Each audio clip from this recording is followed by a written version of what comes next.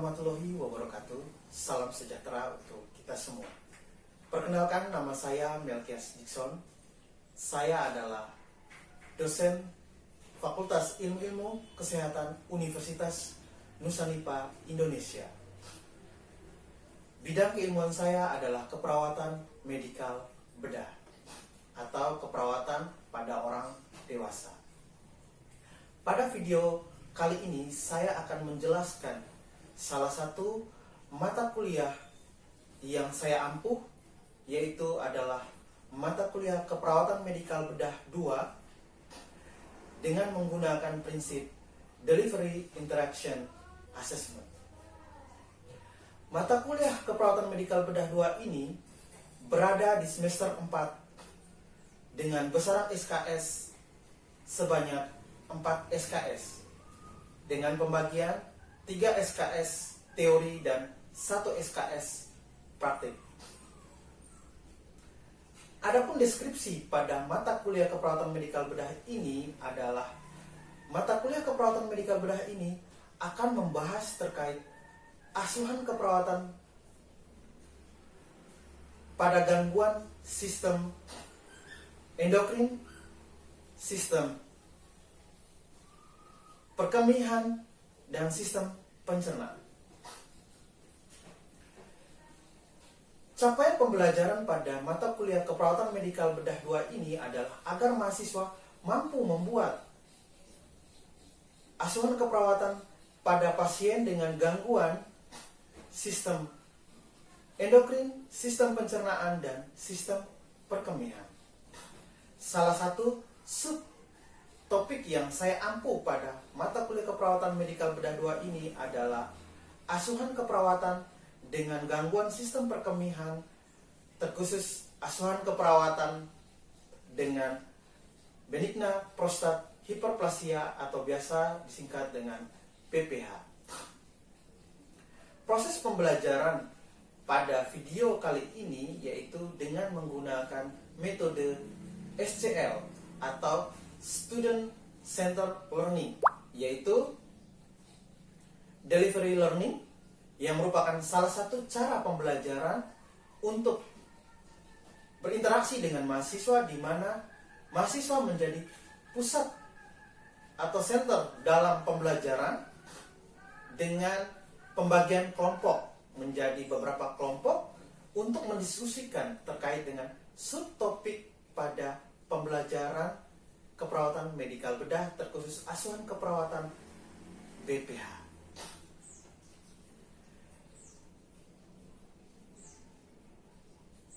Berikut adalah video pembelajaran di kelas dengan menggunakan metode Student Centered Learning, yaitu Delivery Learning. Selamat menyaksikan. Terima kasih.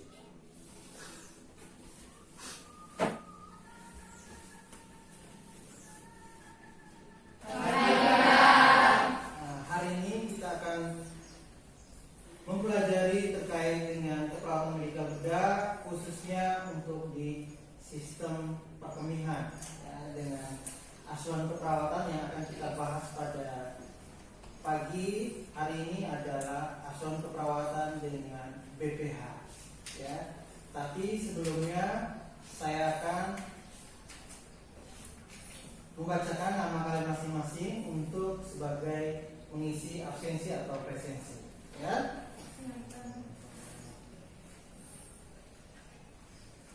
Aprilio Martin. Ada, Pak. Maria Priscilla. Hadir, Pak. Agato Edi. Hadir, Pak. Eka Putri. Hadir, Pak. Thomas Hieronymus. Baik ya, nanti kalau saya bacakan nanti baru kita Aprilio Marcelino. Hadir, Pak. Maria Priscilla. Hadir, Pak.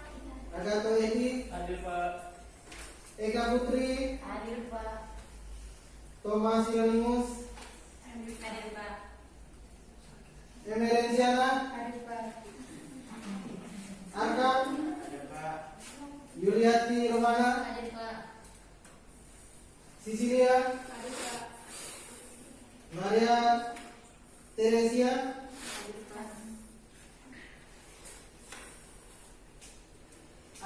Neo, Ada Pak.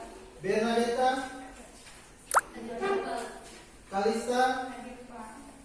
Katarina, Ada Pak. Anastasia, Ada Pak. Maria Anistaseri, Ada Pak.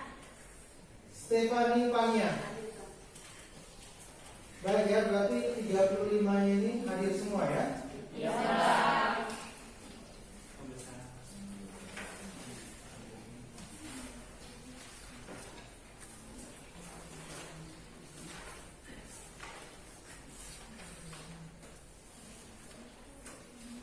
Baik, kita lihat dulu di kontrak perkuliahan kita sesuai dengan RPS dan kontrak perkuliahan kita ya.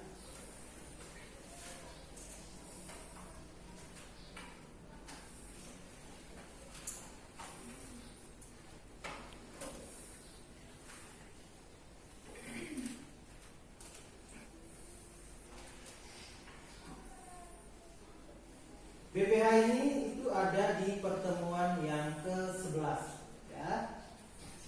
Ini terkait dengan ya, sistem perkemihan. Jadi sesuai dengan kontrak perkuliahan ya, itu kita ada di pertemuan yang ke-11. Jadi ini nanti masuk untuk materi untuk nanti kita ujikan juga di ujian akhir semester ya. Baik, selanjutnya ya, sebelum kita memulai, kita sudah absensi, baiknya kita awali dengan doa. Mungkin saya minta suster, ya, kita mulai dengan doa. Ya. Baik.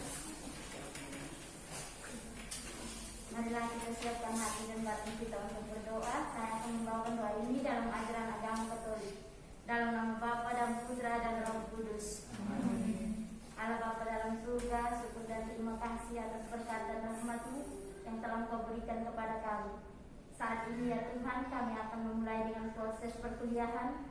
Kami mohon untuk Roh Kudus-Mu untuk menerangi hati dan pikiran kami, supaya apa yang kami terima hari ini dapat kami gunakan dalam kehidupan kami selanjutnya. Dikau kami puji ya Tuhan, kini dan sepanjang masa. Amin. Dalam nama Bapa dan Putra dan Roh Kudus. Amin. Baik, terima kasih untuk kita yang sudah melakukan doa.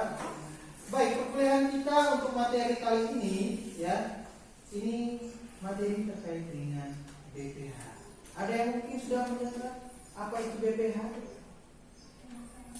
Ini singkatan. Kepanjangannya apa coba? Satu orang bisa angkat tangan, bisa menjawab. Yang mau menjawab angkat tangan. Saya persilakan. BPH. Ada yang? Ya silakan. Apa kepanjangan dari BPH? Beni Prostat Hiperplasia. Ada yang lain? Sama? Oke, baik. Ya, jadi itu adalah kepanjangan dari benignan prostat, ya, hiperplasia atau hipertrofi. Ya, baik. Untuk membahas materi kita kali ini, maka saya minta ya kalian membagi menjadi 4 kelompok. Ya, saya persilakan dari satu kelompok di sini, di sini. Ya, satu kelompok. Yang di belakang satu kelompok, kelompok 2. Yang di belakang di kelompok 9 dan yang di kelompok 3 kelompok ya. 1, 2, 3 kelompok. Oke, baik ya. 3 kelompok. Kalian bisa lihat di depan gambar ini adalah dari BPH. Ya. Tugas kalian adalah mengamati ya, terkait dengan gambar tersebut. Ya. Sampai ya. Nanti silakan.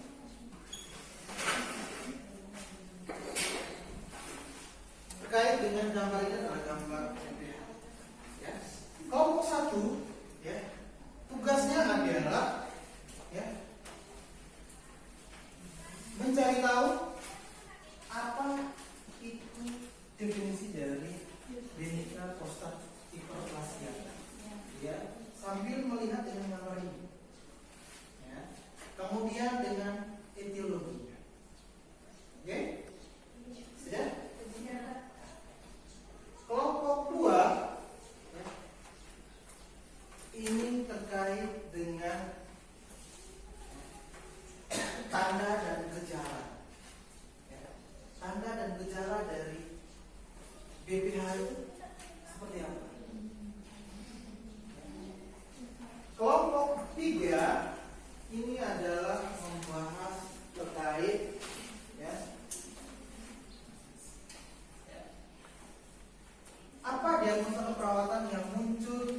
pada BPH yang bisa muncul pada ya.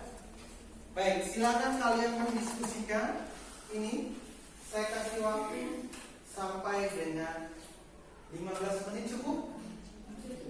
Cukup? Cukup ya? Baik, 15 menit ya. Saya kasih waktu dari sekarang. Jadi sekarang ada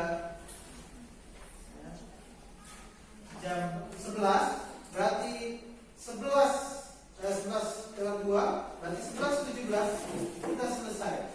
Ya, kalian bisa memaparkan hasil diskusi kalian dari BPH. Oke, silakan mengejar. Satu melihat dengan gambar gambar yang saya tampilkan ini.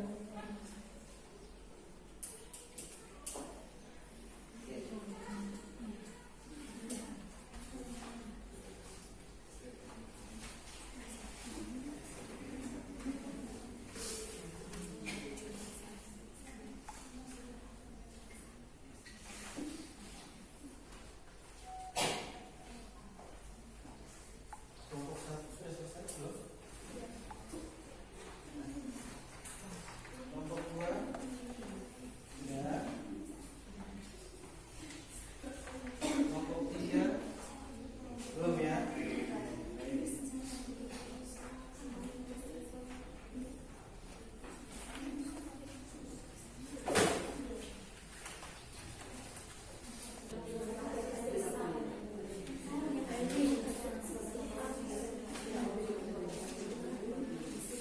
Baik, waktu kita untuk diskusi ya sudah selesai ya. Kelompok satu siap? Siap, Pak. Kelompok dua siap? Siap. Kelompok tiga? Siap. Oke, baik. Saya berikan kesempatan kepada kelompok satu untuk menyampaikan hasil diskusinya ya, bisa berdiri ya untuk menyampaikan. Saya persilakan. Terima kasih Pak, terima kasih teman-teman. Terima kasih atas waktu yang kesempatan yang diberikan kepada kelompok kami. Di sini kami akan membahas tentang definisi BPH serta etiologinya. Kepada teman yang membacakan, saya berikan waktu yang kesempatan. Baik, definisi menurut Jurnal Karya Ilmiah tahun 2014, hiperplasia prostat zina merupakan tumor jinam yang paling sering terjadi pada laki-laki. Insidennya terkait sama usia, prevalensi yang meningkat dari 20% pada laki-laki berusia 41 sampai 50 tahun menjadi lebih dari 90% pada laki-laki berusia dari 80 tahun. Selanjutnya teman yang membacakan bagian etiologi.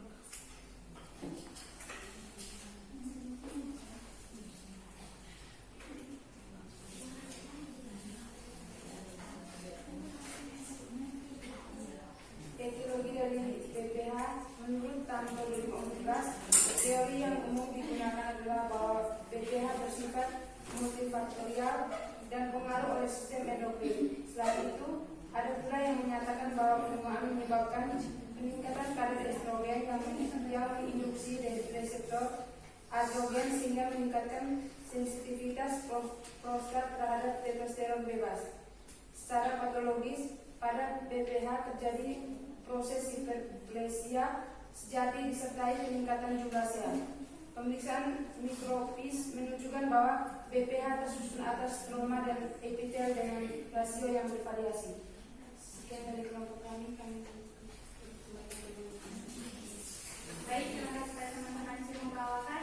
Jadi kesimpulan dari BPH itu adalah salah satu tumor jinak yang terdapat pada laki-laki. Mungkin itu saja yang dapat kami sampaikan dari kelompok satu. Kita kembali kepada Pak. Terima kasih. Baik, terima kasih untuk kelompok satu. Kita untuk kelompok satu. Baik, kita lanjut yang kedua, yaitu kelompok dua untuk menyampaikan hasil diskusinya. Kelompok dua, saya silakan.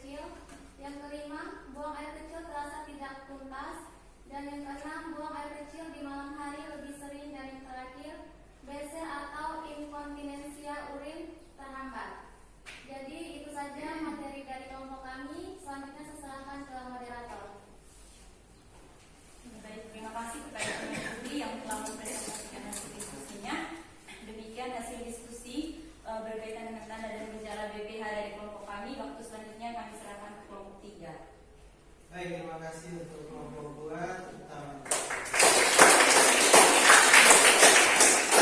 Selanjutnya ini kelompok ketiga. Nah, ini kelompok membahas tentang diagnosa keperawatan yang muncul pada BPH. Karena kita siap mau menjadi perawat, jadi ini adalah salah satu yang akan menjadi kerjaan, yaitu asuhan. Ya, ini ada di dalam tahapan asuhan, yaitu tahap yang ketiga, yaitu menentukan diagnosa keperawatan. Ya, saya kedua yaitu diagnosa keperawatan. Saya persilakan kelompok 3.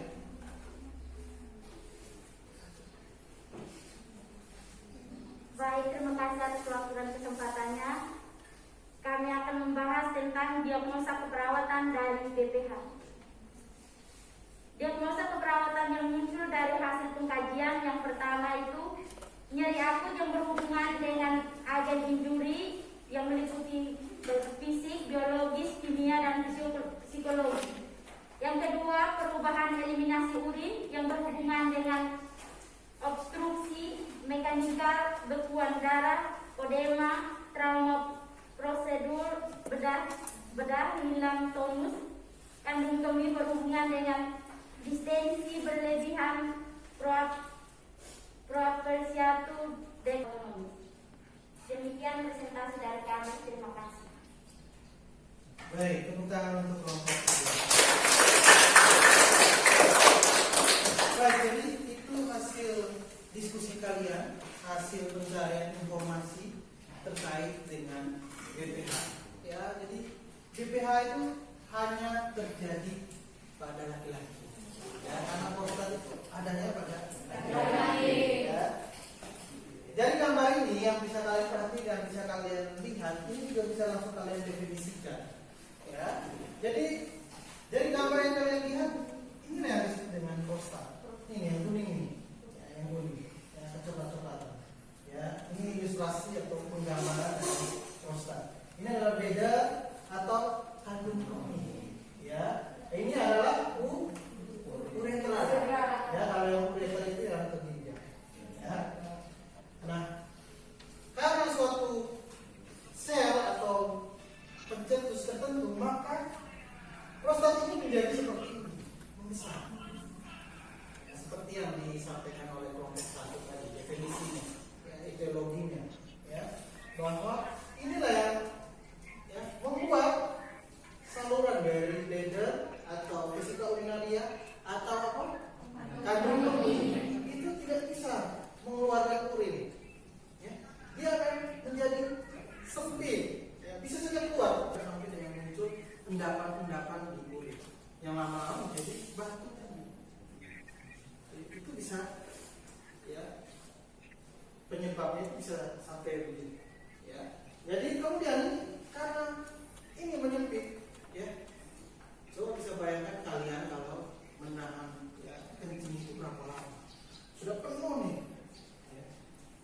Kita aja mungkin satu hari itu bisa sampai dengan 5 sampai dengan 10 kali ke kamar kecil untuk mengeluarkan. Nah, sekarang kalau menjadi sempit, ya, karena adanya BPH ini, dia menjadi sangat, ya, ini cukup terganggu, sangat menderita kalau sudah terjadi BPH. Hemat, ya. Nah, ini gejala obstruktifnya. Tahu obstruktif? Kayak penyebaran. Ya.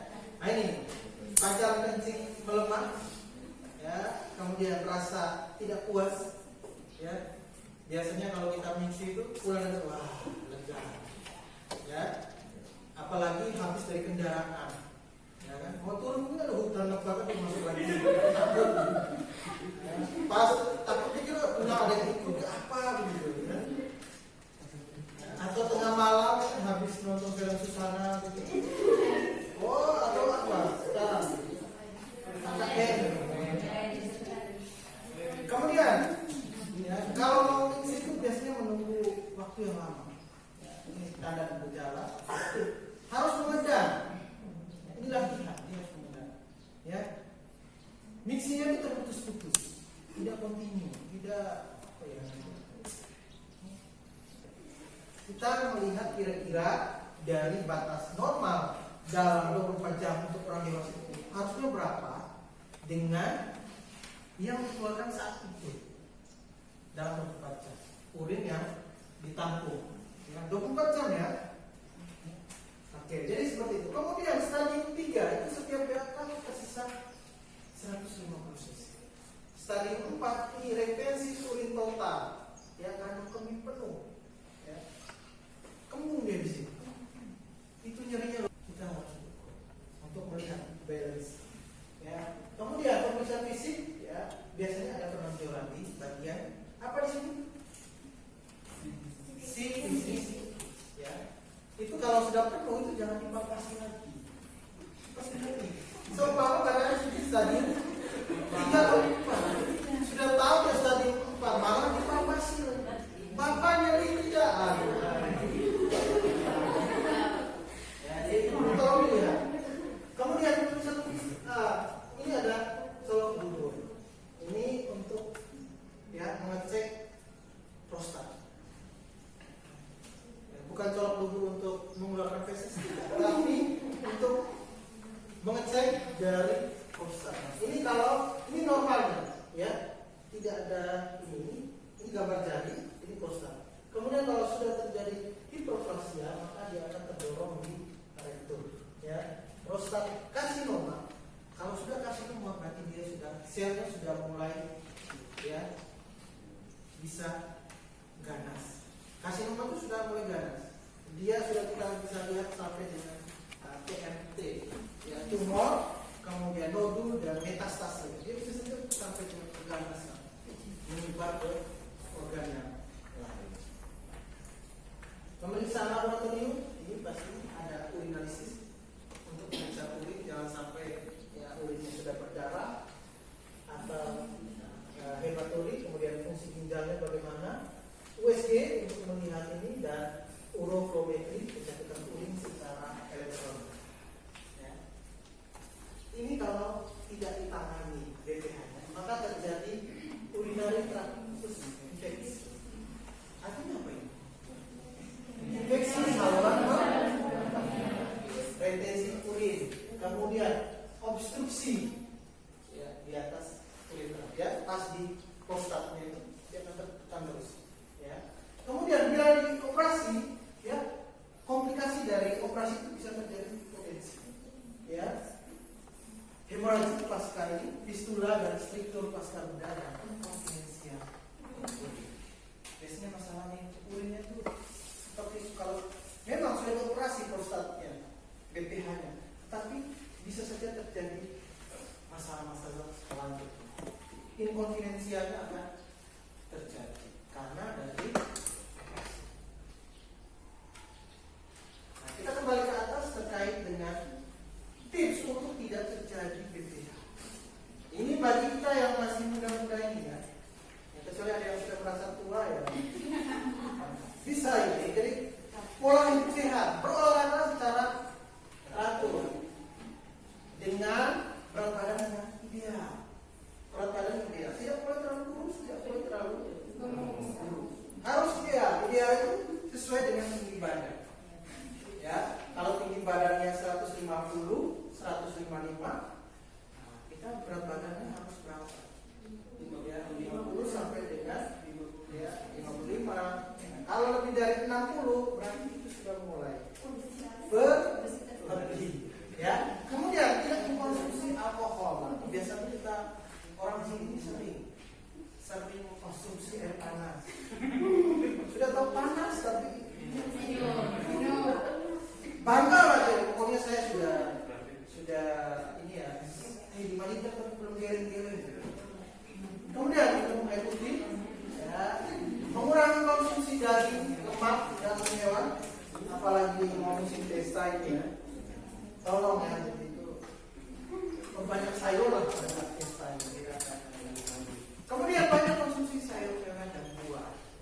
Tergantung kita di sini yang musimnya musim apa ya, itulah kita makan buah. Kalau yang punya rezekinya lebih boleh lah ya, tempat yang menjual buah. Ini diagnosa yang bisa muncul. Tadi disebutkan oleh kelompok 3, diagnosa keperawatan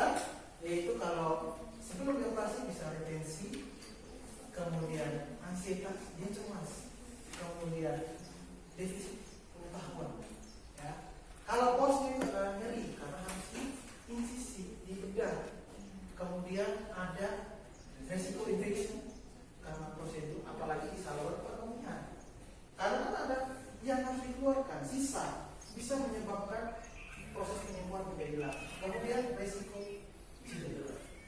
Jadi ini selain itu bisa muncul bisa saat nanti kita ketemu langsung dengan pasien. Ya, jadi itu adalah definisi, etiologi, klasifikasi, keparahan, penata laksanaan, dan diagnosa keperawatan yang kita harus ketahui dari BPH. Tujuan pembelajaran adalah supaya kita memahami dulu teori, memahami dulu asuhan keperawatannya seperti apa. Pak, pengkajiannya bagaimana? Ya, pengkaji dari tanda dan gejala COVID. Apakah secara teori pada saat kasus ada tidak tanda gejala secara teori itu muncul? Kita harus tanamkan dulu, oh kalau BPH itu tanda gejala sering mixing yang tertahan, terputus-putus, nyeri. Nah, pada saat di kasusnya nyata di rumah sakit seperti itu apa tuh? Nah, itu adalah pengkajian. Diagnosa ya sesuai dengan pengkajian. Rencana sesuai dengan diagnosa yang kita buat. Dan implementasi adalah sesuai dengan yang intervensi atau rencana yang kita buat. Setelah itu kita evaluasi sesuai dengan target yang mau kita capai itu apa? Sudah berjalan atau belum? Kalau belum, buatlah rencana yang baik atau rencana yang belum dibuat. Ya. Jadi itu saja untuk pembelajaran kita di hari ini terkait dengan BPH secara keseluruhan. Ada yang mau bertanya? Ya, dari hasil diskusi kita atau tambahan dari saya. Jadi kita mempelajari demikian ya. Dari kalian ya, tidak semuanya itu dari kami dosen. Kalian harus mencari informasi lebih banyak lagi. Hari ini kalian pulang dari sini ya, istirahat bisa ke ke perpustakaan untuk mencari informasi terkait dengan BPH atau artikel penelitian yang terkait. Cukup jelas? Jelas. Baik, kalau jelas kita akhiri perkuliahan kita pada pagi hari ini ya. Nanti selanjutnya nanti di pertemuan yang ke 12 nanti dengan Ibu Elsa ya. Saya akhiri